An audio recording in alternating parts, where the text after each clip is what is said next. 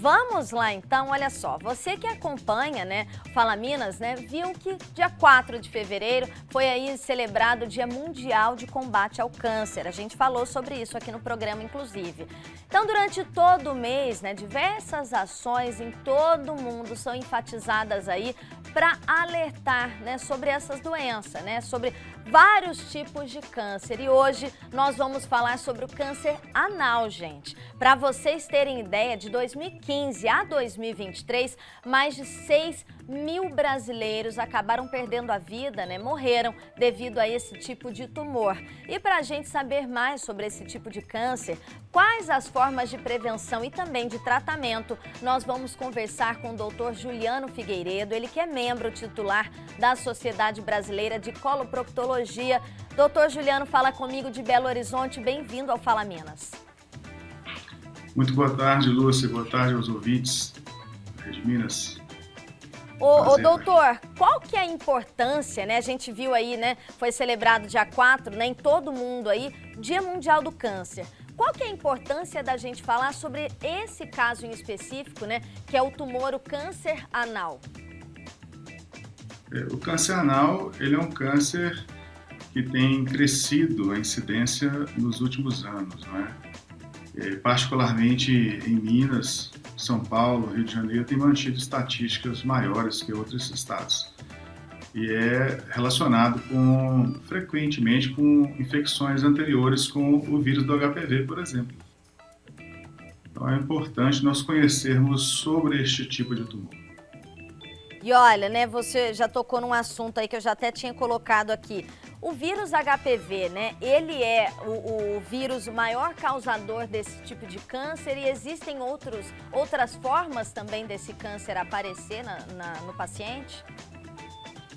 Lúcia, existem outras formas sim, mas quase metade do câncer de canal anal em homens e mulheres estão relacionados à presença de alguns tipos de vírus HPV. Né? Tem uma diversidade de vírus, alguns deles têm a capacidade, a facilidade de transformar o tecido ali da pele do canal anal e aquilo se transformar em tumor.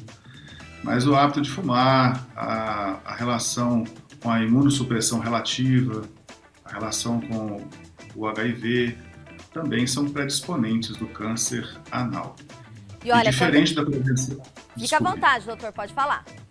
E diferente do câncer de intestino, que tem uma prevenção com a colonoscopia, as estratégias de prevenção do câncer anal são com a vacina contra o HPV, semelhante à prevenção do câncer de colo do útero da mulher.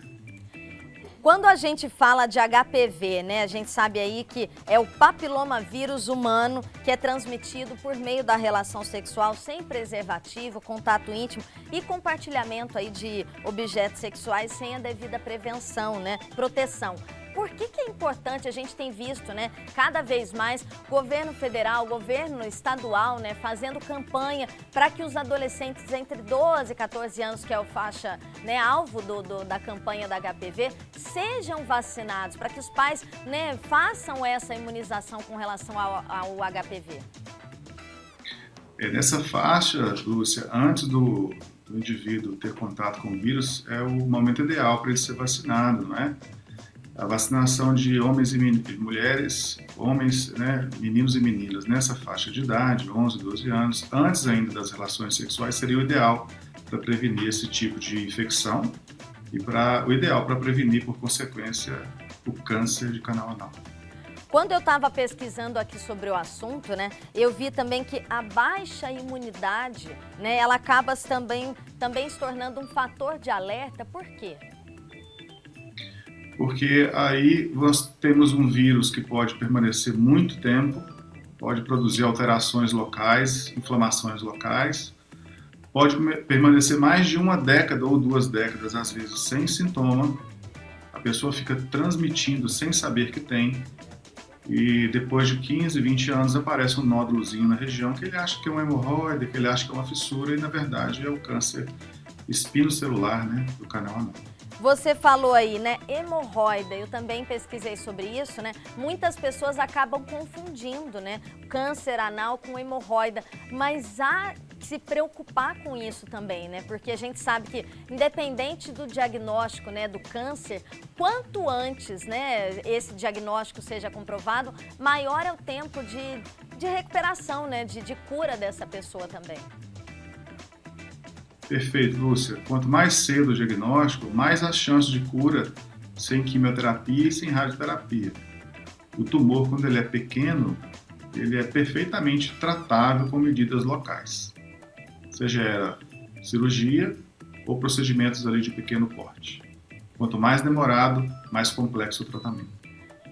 Quando a gente fala em sintomas, né, desse tipo de câncer, quais seriam eles, doutor? Acho que os dois principais, Lúcia, que nós temos que destacar aqui é o sangramento anal, que acontece em torno da metade deles, um nódulo, que em um terço dos casos aparece, e o que nos assusta é que 20%, né, 1 para cada 5 pessoas, eles não sentem nada, a doença cresce devagarzinho, sem a pessoa ter sintoma nem de nódulo, nem de sangramento. Então, por isso a avaliação do especialista é fundamental. Por isso é muito importante, né? A gente sempre fala isso aqui no Fala Minas, a gente vai reforçar isso sempre. É muito importante que pelo menos uma vez ao ano, né, essa pessoa procure um médico para fazer um check-up da saúde e, claro, né, tome, né, tenha hábitos mais saudáveis, porque a gente sabe que isso, o hábito saudável, ele não vai refletir só no hoje, ele vai refletir lá daqui 10, 15, 20 anos também, não é, doutor? Perfeito. A consulta especializada é importante. A mesma mulher que faz avaliação para prevenir o câncer de colo de útero também tem que prevenir o câncer anal. O homem que faz a prevenção do câncer de pênis também tem que fazer a prevenção do câncer de canal anal.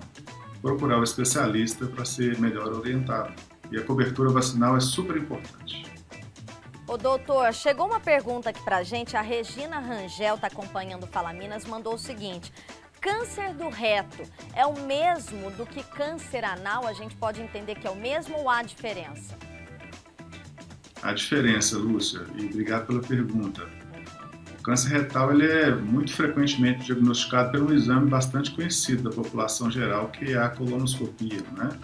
Que é o exame que investiga o cólon e o reto.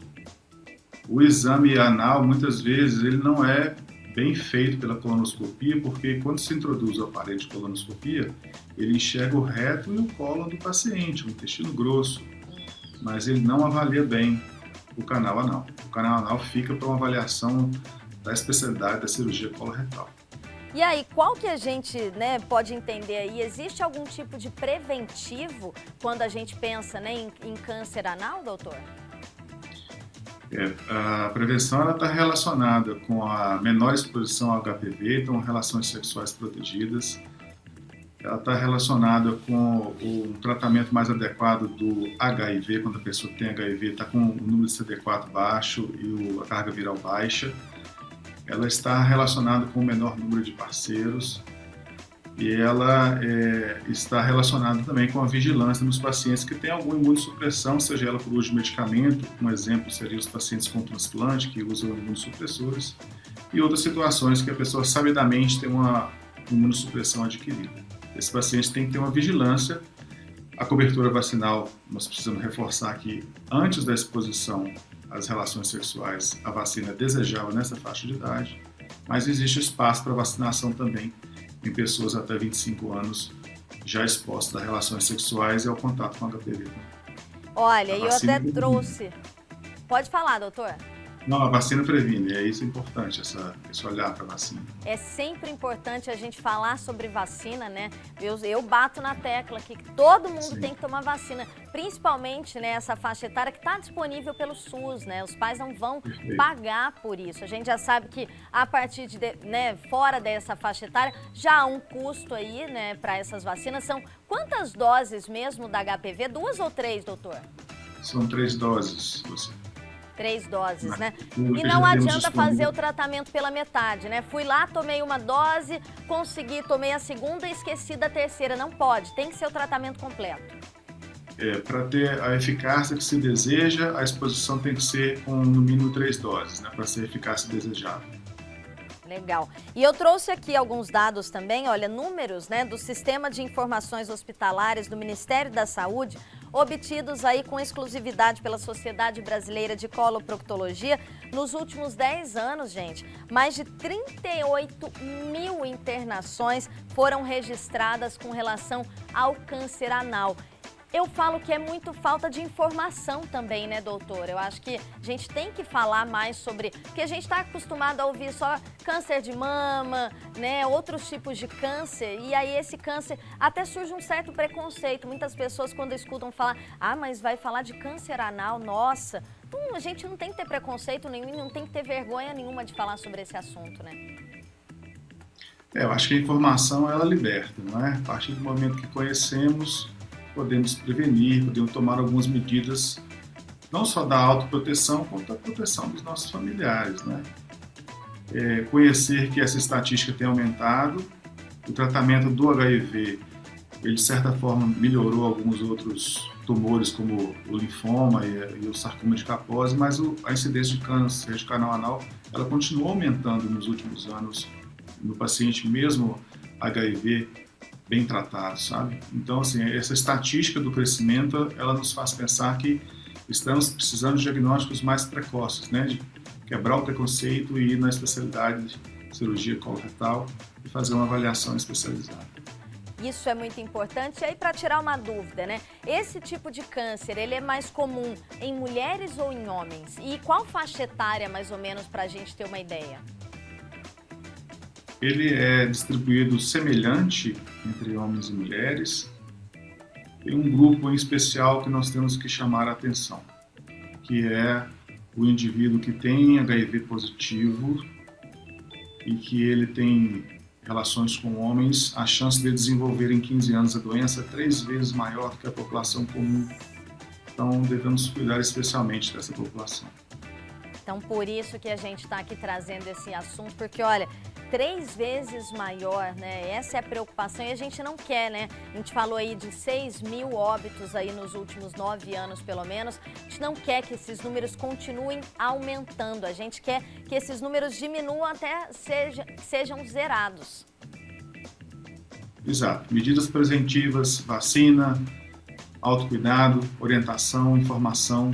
Eu acho que isso tudo é importante para a gente pensar na diminuição desse tipo de tumor. Diagnóstico precoce também é uma boa estratégia porque permite cura sem precisar de tratamentos mais complexos, né, mais sofríveis para o indivíduo. Doutor Juliano Figueiredo, coloproctologista e membro aí titular da Sociedade Brasileira de Coloproctologia, muito obrigada por estar aqui com a gente hoje, compartilhando, né, tanto conhecimento e alertando aí as pessoas, né, que o risco do câncer anal, ele existe sim, e quanto mais informação a gente passar, mais pessoas vão poder se prevenir também, vão estar mais atentas e vão passar a tomar essa vacina da HPV também. Isso, muito obrigado. Obrigado, Lúcia. Obrigado a todos que estão nos ouvindo. Obrigado pela participação. É isso, gente. Durante todo o mês vocês vão ver que o Fala Minas vai abordar aí diversos outros tipos de câncer, né? Porque esse é um trabalho feito aí em todo o mundo para alertar, né, a população com relação ao câncer que está cada vez mais presente, né, na sociedade, viu? Então a gente tem que ficar atento e quanto mais informação a gente tiver, melhor, tá bom?